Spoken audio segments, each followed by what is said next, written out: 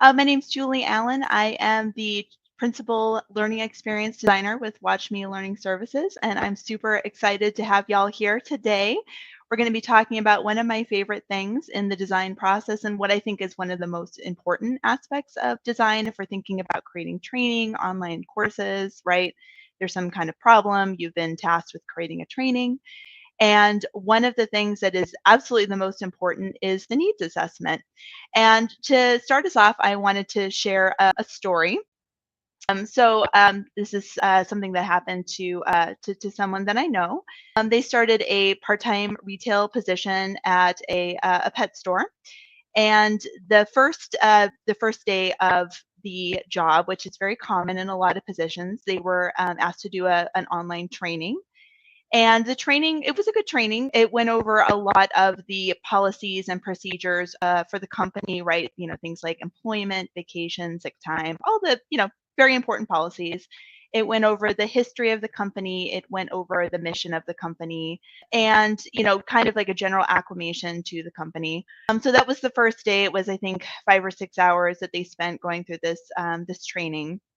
But at the end of it, they were basically kind of sent to the floor to do, cashiering and to do the general, the job, the retail job.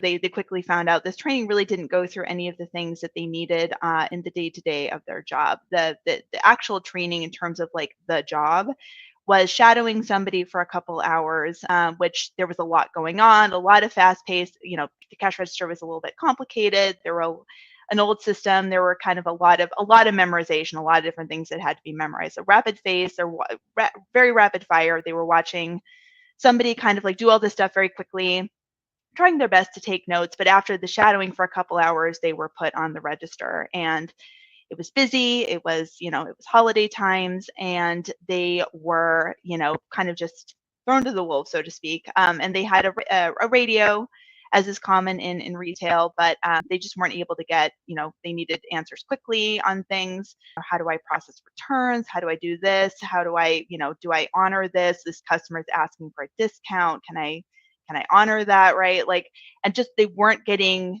answers quickly. And so they had to sort of just do the best they can and kind of make inferred guesses. And so unfortunately, they just found they were really overwhelmed. They weren't getting a lot of answers in response. In addition to this, this company sells prescription animal food, and there are very specific policies around, when you can and can't sell that. What do you do if someone, comes in with a prescription card, but they don't have like the specific code that needs to be entered, right? And again, just a lot of information, and none of that was covered in the onboarding training. So unfortunately, what was happening was that they were having to kind of guess in a lot of cases because they just weren't able to get answers to their questions quickly enough.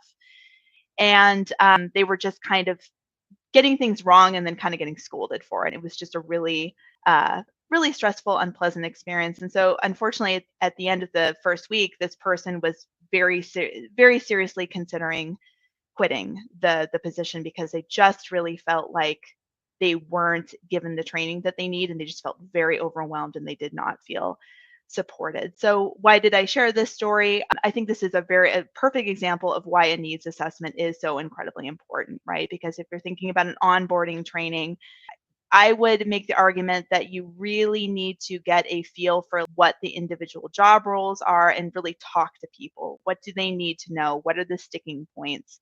I strongly suspect that there wasn't a concerted effort to do a needs assessment to really talk to people who were doing the different jobs and really find out like what is it that you need to do, because what are the things that you need to do? What are the sticking points? What did you find overwhelming when you started? Probably talking to the managers would have been a great idea to kind of see like what are the things that new employees have the most questions on? Like what are you having to correct? What are the things that could really go wrong, if someone isn't trained. So I did just want to share, like, there is definitely can be a really high, and again, like we know from research, we know from data that it's really expensive to replace people. And then, you've just spent a week training somebody, and if they quit, now you're right back where you started from. So like onboarding, and there is some really great data too in terms of like creating effective onboarding can make a measurable difference in those attritions. So What is a needs assessment? A needs assessment is just exactly it's discovery basically. It's because a lot of times, like as an instructional designer, I see some other IDs on my call here, which I'm very excited about. But a lot of times, what happens, especially even if you're not an ID, right? Maybe you're somebody in HR who has been asked by leadership to create a training. And a lot of times, what happens, right, is just this, well, we need a training on this, we need a training on that, we need a training on security, like data security, right? So you just kind of told like, okay, make it happen. We need it now. But the problem is, right, if you just okay, like we're gonna create this training. If you don't step back and talk to people and really do at least some discovery in the very beginning, and kind of figure out who your audience is, what is it specifically that they're struggling with, what maybe are some of the problems that you're encountering, because probably what happened, right, and let's talk about like a phishing or like some kind of like an information security, probably something happened, and that's why leadership is asking for a training now. So like let's get to the root of that, like what was the issue that is necessitating this training, right? What is it that they really need? And really stepping back and talking to people. That is going to be so helpful in terms of like creating a training that lands, creating something that has a measurable return on investment for your employer, and that helps people do their jobs more efficiently and effectively, which obviously that is why we're all here. Going back to that onboarding example that I talked about, there's going to be a portion of that onboarding training that's going to be useful for everyone, like talking about company, mission, values. That's useful for everyone. Like everyone should know that. But then from there, you may want to differentiate, right? There's a portion that's going to be for everyone, but then maybe you want to have different tracks, right? Where, okay, this part one is for everyone, part two, like this is targeted to maybe like my cashiers, maybe this is targeting to different roles in the company. Like that's very common, right? You may have your frontline workers, you may have like your sort of more corporate workers, you may have your hiring and leadership. So kind of thinking about too, like the pieces that is useful for everyone, but then the pieces that are maybe more targeted to different roles and sectors in the company. And that again too, where that needs assessment can really help you.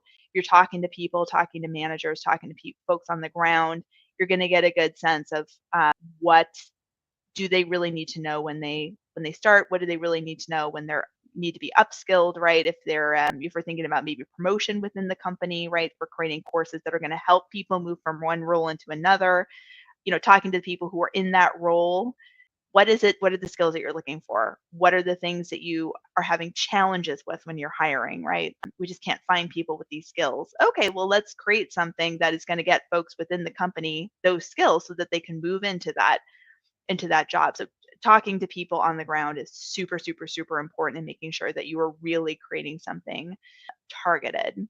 So let's talk about some of the questions. And of course, we're going to go kind of broad here because we're shooting this out into the world, right? So we want to make sure that these questions are kind of as appropriate for everyone as possible. But of course, like you'll want to get maybe a little bit more granular depending on where you work and the skills and what your company's mission is. But first thing are organizational goals. You're going to want to tap into those larger, if you have again company mission statement. If we're thinking about like return on investment, what are the key strategic priorities for the quarter, for the year?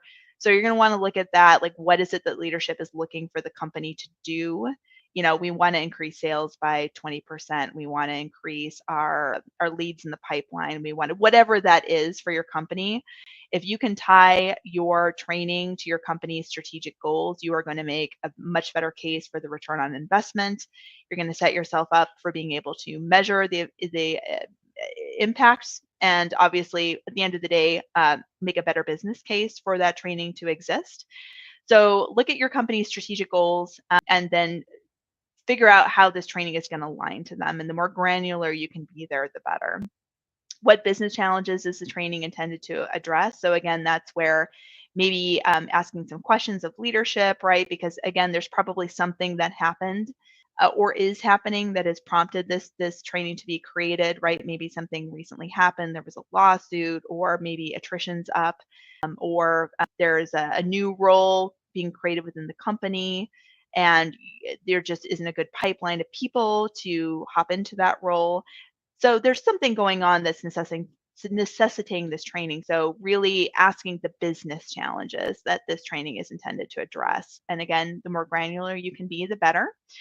Your audience, so who's the target audience for this training? And again, this is where learner personas can be really helpful, right? So, kind of, and maybe it's the whole company, right? Like we're talking about like this is the training that's going to be for the whole company. But even then, like getting more granular, like, okay, that's good to know, right? So we're going to have to go broad here. But then even like the more you can be granular in terms of like, okay, so again, going back to that retail example, what might a cashier need to know versus a manager versus somebody maybe in like a corporate position, and tease out the particular challenges that they're facing, the particular things that they need to be able to do. And then you're still going to have, a broad training, but the more you can create pathways and the more you can, maybe you have some like optional things people can read, or maybe you have choose your own adventures, right, for people, so they can kind of pick and choose the way they move through your training. You can create some individualized pathways for different roles. So that's really helpful to know. And again, going back to those personas, you can kind of create avatars, so to speak, for folks who are in those roles, and those can be helpful. And that's probably a topic for another live, because that's a whole topic in and of itself, creating learner personas. What is the current level of knowledge and skills of the target audience, right? So that's really important. What are they going to come in knowing? Going back to our cashier example, maybe we assume that they've never worked as a cashier in their life, so they're going to have to, you're going to have to really kind of get them up to speed. But another, if we're going into maybe, I don't want to say professional, right, but like maybe a more niche role, right? Let's say sales, or it's for a sales position. People who are being hired in have sales experience, but they don't have sales experience in your particular sector, or they don't have sales experience on obviously your particular product, right? So, but you probably don't have to go into like general sales techniques, because everyone coming into this position has some sales background, so they know some of the basics. Now so you're kind of taking that, you're just getting them more fine tuned for your specific sector. But it's helpful to know that, right? So like really asking, like, again, especially for thinking about training for a specific role, you're going to have a job description. You're going to know when they were interviewing for people, what were the minimum quals. So the people being hired in are going to have a specific background. They're going to have specific skill sets. So you can kind of start from there. And you don't want to waste their time, right? So you kind of will have maybe a better idea of like some of the stuff you don't need to go over in the training, or maybe you even have like stack training. So if they want a refresher on basic sales skills, maybe that's something they can do as on their own time as a prerequisite before they go into your more targeted training. And then again too, what are the learning preferences, right? So, this might be things like people, and this might be where surveys, interviews, this kind of thing, but maybe getting a general idea if people prefer information to be delivered one particular way or another. That can be helpful to know. It may not ultimately end up driving the ultimate decisions, but at least having some data to back up your decision is really helpful. Learning objectives, this is critical, and this probably will come after you've done some of your interviews and you've really done a lot of this targeted work. But ultimately, where you're wanting to go with all of this, right, is what are the specific skills or behaviors that you want your learners, your employees to be able to acquire and demonstrate from the training. And again, you want to make sure those are measurable, so you can measure that people, they're starting here, we want to get them to here, and I can measure that they can now do these things. And then figuring out how you're going to measure that the objectives have been met. And there's a whole lot of ways that you can do that. But ultimately, when you say people are, by the end of this training, you're going to be able to do X, Y, and Z, you want to have some mechanism in place to measure that they can do X, Y, and Z. Again, that's ensuring that when they leave your training, they go to the floor, they go to wherever it is that they're, doing whatever it is that they're doing, that that they can actually do it. And then thinking about existing trainings, if there are any existing training programs in place, that's really important to look at, right? So again, this might be stacking. You may be expecting them to go through a training already. Maybe this is just augmenting, but it's important to at least look to see if you have some existing training in place. What are the strengths and weaknesses of that current training program? So if you have any data, if there are any exit interviews, surveys, anything to see like what people liked, didn't like, what the strengths and weaknesses were, that can be really helpful for informing whatever it is that you're doing now. And basically how will this training kind of complement or improve these existing, so kind of how does it fit in with your ecosystem. Again, this is all dependent on time. If you're under a tight deadline, maybe some of these things you have time to look into. You don't, but if you have time, it can be really helpful to evaluate your existing training program. Resources, so thinking about like time, budget, personnel, technology, what is available to you for creating this training. And are there any constraints or limitations that might impact the design or delivering of the training, right? So for a perfect example is if you're creating training for a very busy team, they don't have a lot of time, they can't, they can't really devote like an entire day to training. They're super busy. Well, that might inform like, okay, we might be looking at a series of micro learnings, right? So they have like 5-10 minutes at the beginning of the day, or maybe during, before or after their lunch.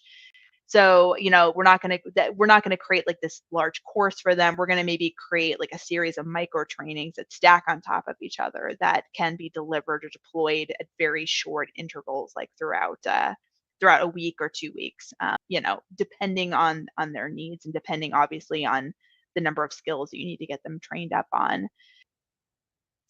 What constraints are your target audience facing? So again, kind of going back to that idea of, what challenges are they facing, in terms of their time, in terms of maybe if burnout is one of the things that you're facing, maybe if, people are burning out and they're quitting, and that's one of the key things that you're being kind of tasked with solving, right? Maybe that, informs like how, so again, maybe not overwhelming them with a long training. Maybe again, maybe making micro trainings. Maybe it's setting aside a quiet space for them to go through the trainings, because again, you're kind of trying to soften it, give them some space to kind of have a moment to themselves. Like, again, you'd want to look at the data, but that is really helpful to think about. How do you pulse employers through the process to ensure a training is how do you pulse employees through the process to ensure a training is meeting? Okay, so that's a really great question. I think like that, I would probably say rapid iteration and prototypes can be immensely helpful, because that is really important to make sure that you don't want to sink a ton of time into developing a training only to find out that it falls flat and you're not getting. So I would say rapid prototypes are probably really helpful here if you can do that, if you have the time to do that.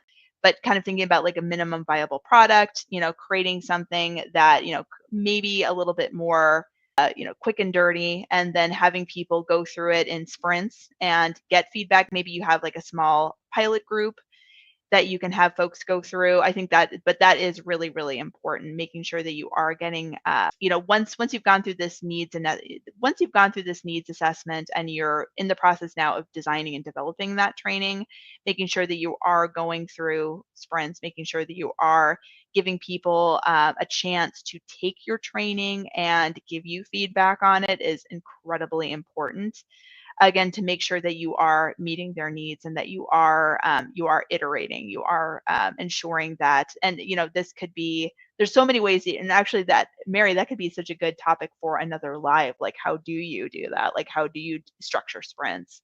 But yeah, no, that's a fantastic point. I would say that just making sure that you are deploying your training in iterations, maybe in shorter iterations. And I mean, this is something that we try to do as well with our clients when we're working with our clients, is making sure, like, we're working on a training right now, and it's going to be ultimately for high school students, and it's going to be basically a college readiness program, and that's something that we're working on right now. We want to gather what's the word I'm looking for, like a pilot group, to make sure that we're pushing out, and we use a tool called Articulate Rise to build a lot of our trainings. And so what we're thinking we are going to do is build kind of like a quick, maybe not spend a lot of time on like the graphic design elements, just try and get again to that minimum viable product. So we're really testing like the content and the chunking and the scaffolding, and then having our pilot group go through that, so we're getting real-time feedback before we spend a ton of time producing this like beautiful, highly produced training. We want to make sure that we're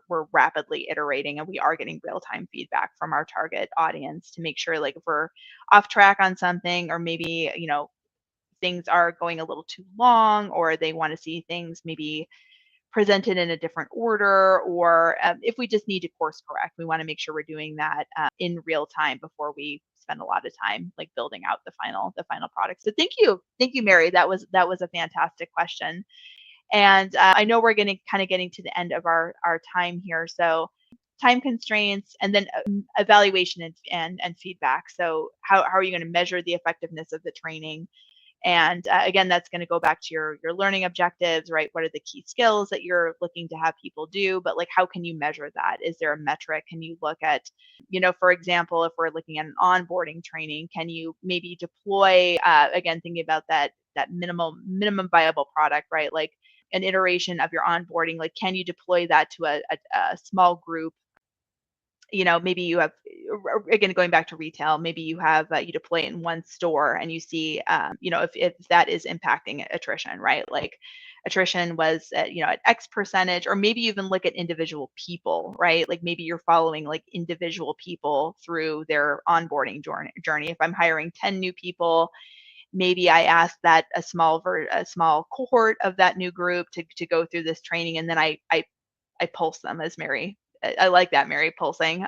But maybe I put them through that onboarding, and then I gather that feedback in real time. Like I check in with them and say, how are you doing? How is it going? What was helpful? What wasn't helpful? But you just want to find some mechanism to measure the effectiveness of your training, right? So that you can be sure that there is a return on investment. That is so important. And then what feedback mechanism are you going to put in place? As Mary said, what feedback mechanisms will you put in place for learners and managers to assess and improve the training? So again, that might be surveys, that might be conversations, that might be focus groups, but thinking about ways that you can ensure that you're getting feedback. Pilot groups are really important. So making sure that you have feedback mechanisms throughout your process so that people can give you that feedback and they can tell you what's working and what's not working and where do I need to make changes? What do I need to improve? So I see from Rachel, if we were in a time, money, or resource crunch, what is the best way to do a needs assessment?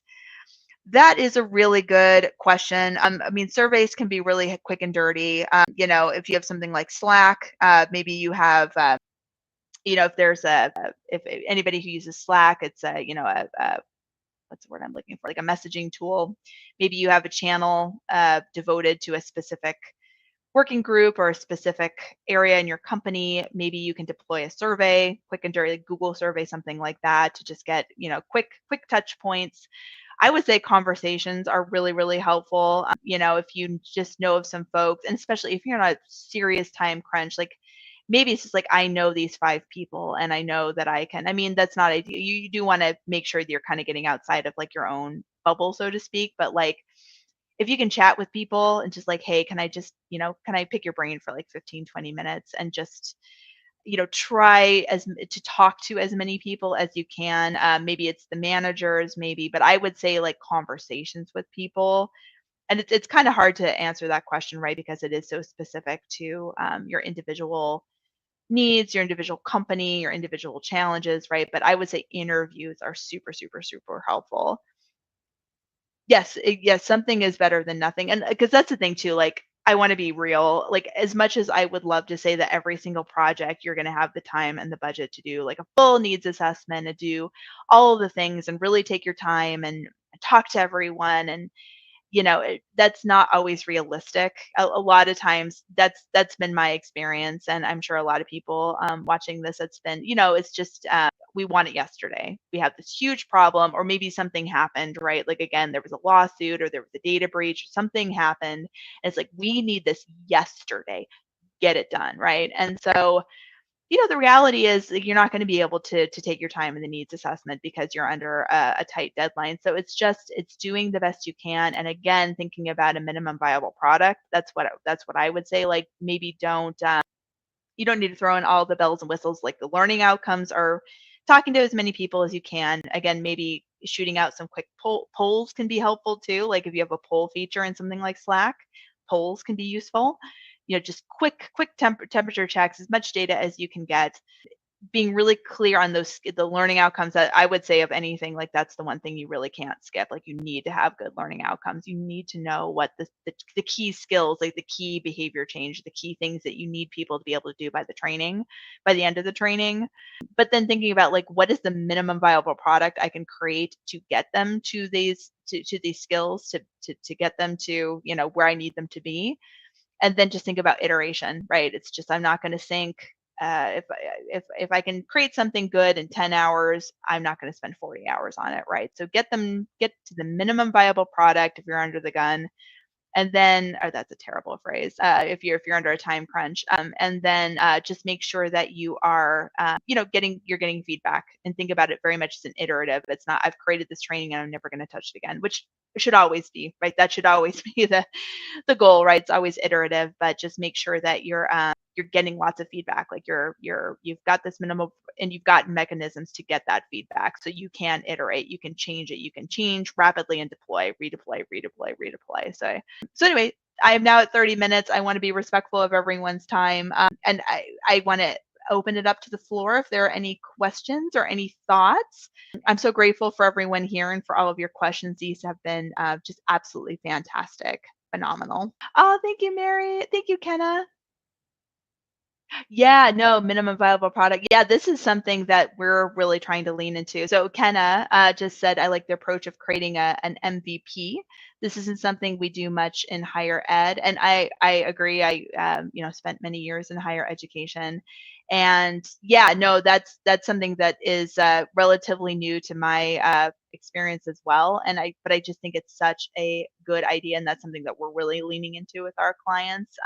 Especially in that iteration phase, because we just want to make sure at the end of the day, right, that we are creating something that is usable, and is effective, and is, has a return on investment, is getting people to those key skills and KPIs. And it's that idea of not sinking a lot of time into the final product until you're really sure you've kind of road tested it and you've gotten feedback. So yeah, no, I agree, Kenna. I think it's such a fantastic, this idea of kind of like sprints, and then getting feedback, and sprints and getting feedback, and as opposed to spending a lot of time creating something, and not getting that feedback. So yes, Mary said MVPs are such a great way to get feedback before you sink a bunch of time and resources into a product that does not meet user needs.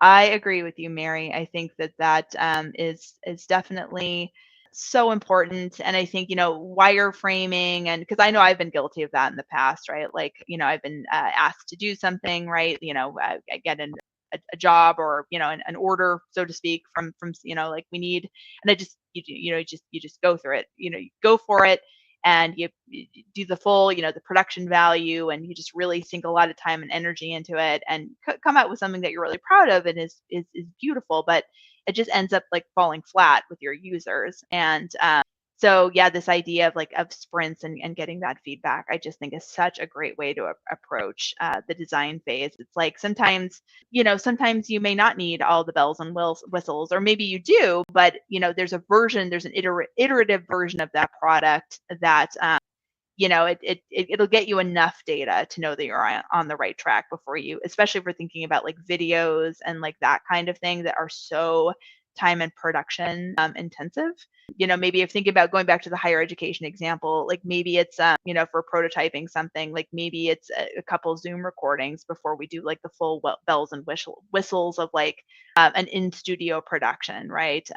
Or maybe even it's a script. Maybe we have a script like with a block, like storyboard. Maybe we just script it out, and we have some storyboard like images of like what the visuals are going to be, and we have that go through some user testing before we actually go and record it, to find out if it's overwhelming, to find out if it's covering the information. If people have questions like, wow, this section's really interesting, but I would really love to know more about that, right? Like, there's so many different ways that like we can prototype things before we do the full bells and whistles. So anyway, I really appreciate y'all so much. I am so grateful to everyone who has come, and for all your fantastic questions. Thank you, my friends. You all are wonderful. And we look forward to seeing y'all. I think Rachel will be doing a live next week, and we'll be together again soon. And just thank y'all so much for coming.